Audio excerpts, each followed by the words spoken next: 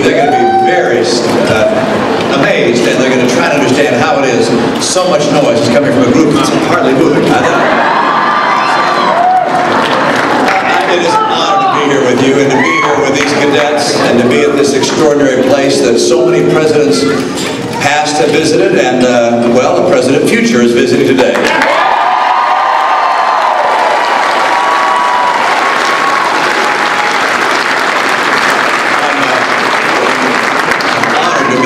By a great United States Senator. They don't come better than your Senator, Pat Toomey. What a great man.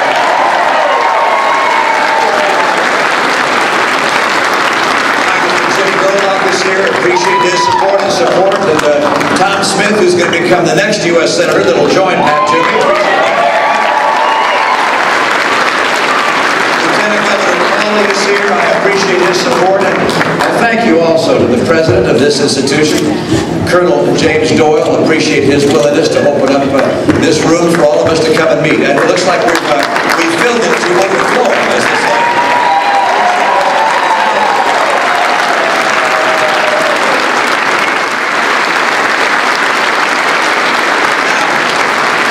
About a year ago, I had the opportunity to speak at the Citadel in South Carolina, where also another military academy was training young people to consider a career in the military.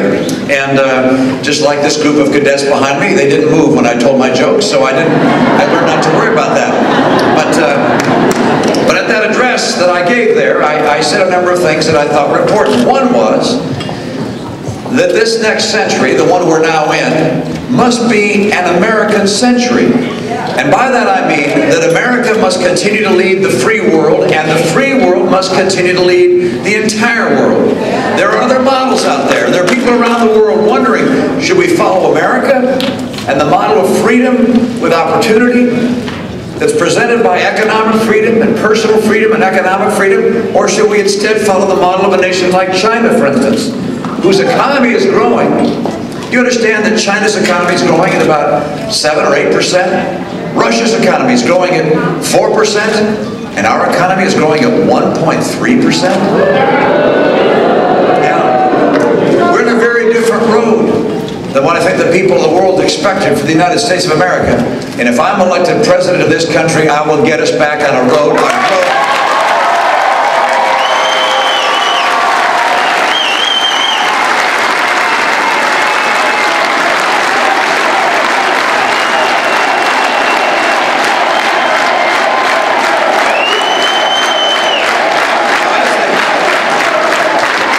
Seen over the last year, the world needs American leadership.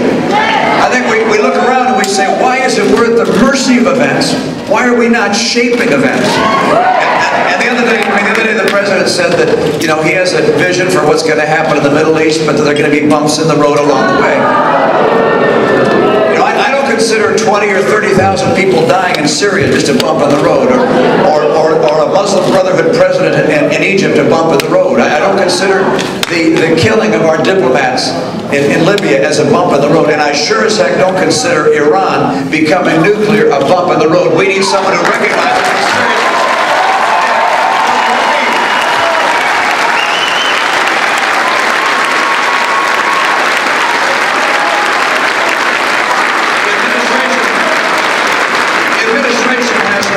Characterized their foreign policy as leading from behind. I call that following. It's time for America to lead, and we will lead again.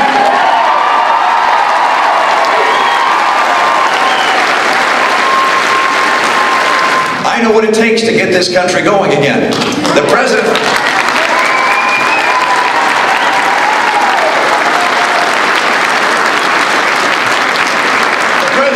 wants to go down the same path he's been on for the last 4 years. He wants to keep the status quo. I don't think we can afford 4 more years like the last 4 years.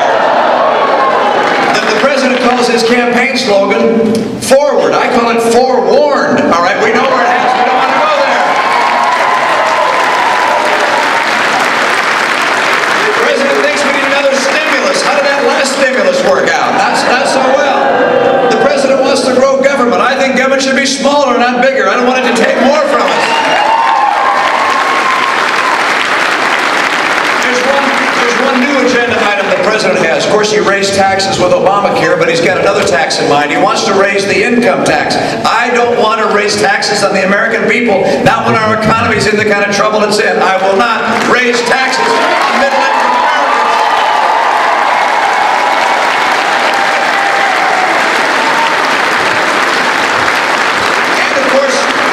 And of course, the president wants to continue to be able to take your tax dollars, and he calls it invest it where he thinks it will do best, all right?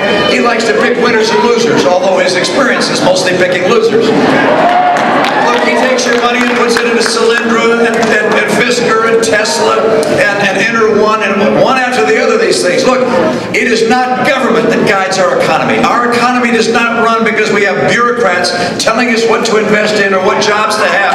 What our economy runs on is free people pursuing their dreams.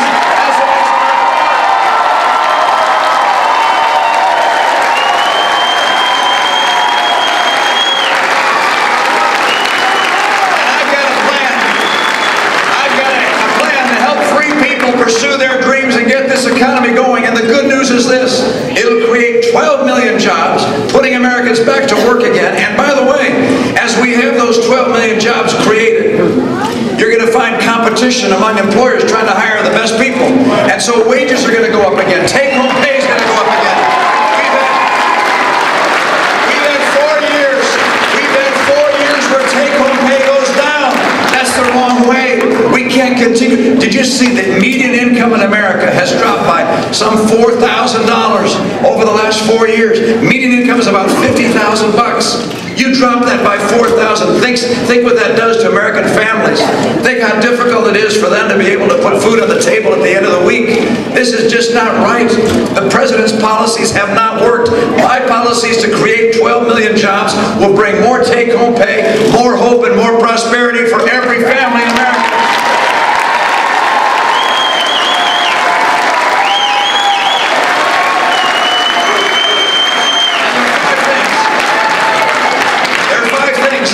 Number one, to get this economy going, 5 steps. Number one, take advantage of our energy, our coal, our oil, our gas.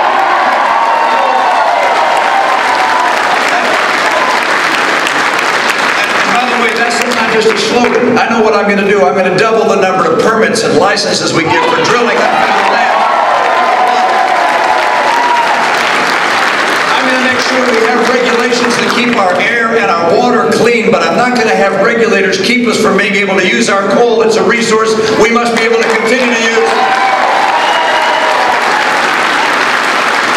And we're going to get that pipeline from Canada if I have to build it myself.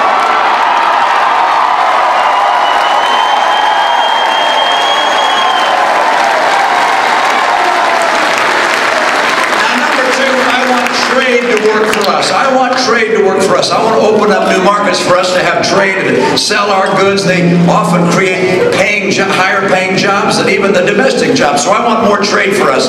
But when nations cheat like China has cheated, I will stop it. We've got to do that. Number three, our workers need the skills to succeed. I want training programs that do that. We have 47 different federal training programs, 8 different agencies. Think of the overhead, the redundancy, the ineffectiveness. I want to take that money that's being spent by Washington, bundle it up and send it back to Pennsylvania and say, you create your own programs that work best for your own people.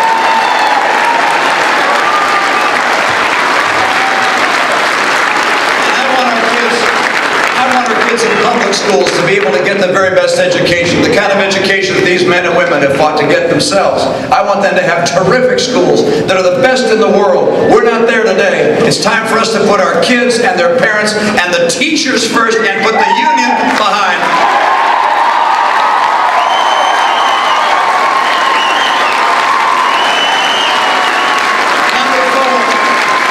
Number four, to create good jobs, we have to make sure that entrepreneurs know and the businesses large and small know that we're not on the road to Greece, and therefore I will cut federal spending, I'll cap it, and finally get us on track to a balanced budget. And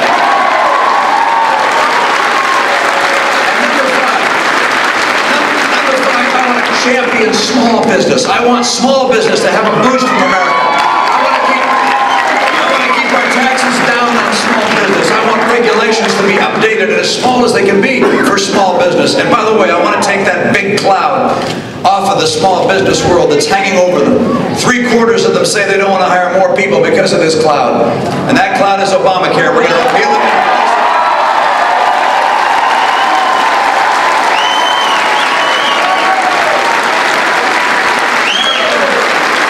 America has a very dramatic choice it can make. We can keep going down the same road we're on. And if we go down the road we're on, we're headed for a weaker and weaker economy with fewer people being able to get jobs than the people that really need them. We're going to see kids coming out of school not able to get the jobs they need. That's the path we're on. That's the path of the status quo the president's fighting for. We do not want 4 more years of where we've been. I represent a very different path. I will restore America's strength. I'll put America back to work, and I'll keep our military so strong no one would ever think of testing America.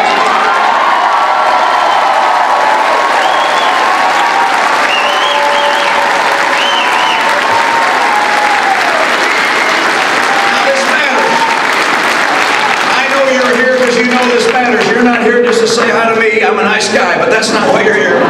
You're not here just because you're Republicans or conservative, even though most of you are. I know why you're here. You're concerned about America. I'm concerned about America. I'm concerned about the path this president's put America on. I know where it leads. It leads to where Greece and Italy and Spain are. That's a road we've got to get off of as fast as we can. I am going to get this country on a very different road.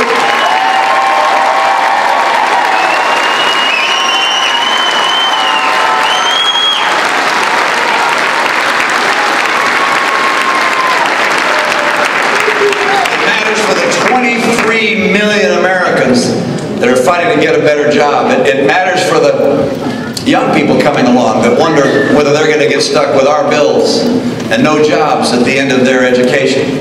It also matters for the world. I was with Lech Walesa a number of weeks ago, a great hero in Poland, and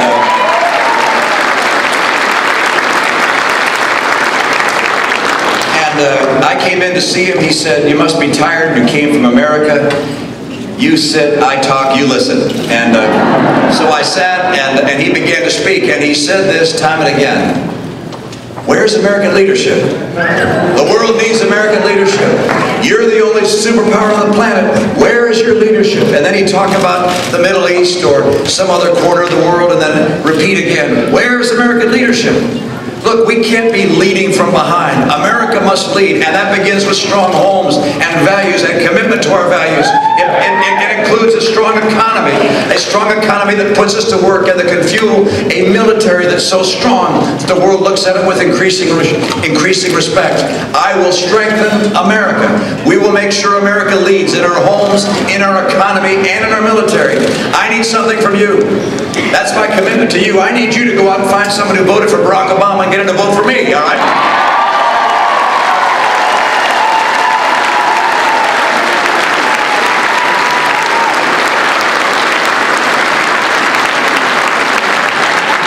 I've got a little secret here, and that is that the Obama campaign thinks that Pennsylvania is in their pocket. They don't need to worry about it. And you're right and they're wrong. We're going to win Pennsylvania. We're going to take the White House.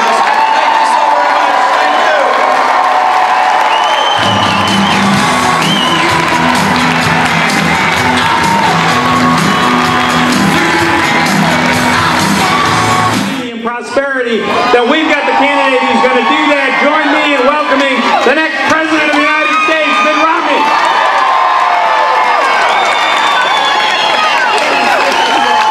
My goodness. I did not know there was another audience out here even bigger than the one that was in there. Thank you. What a welcome.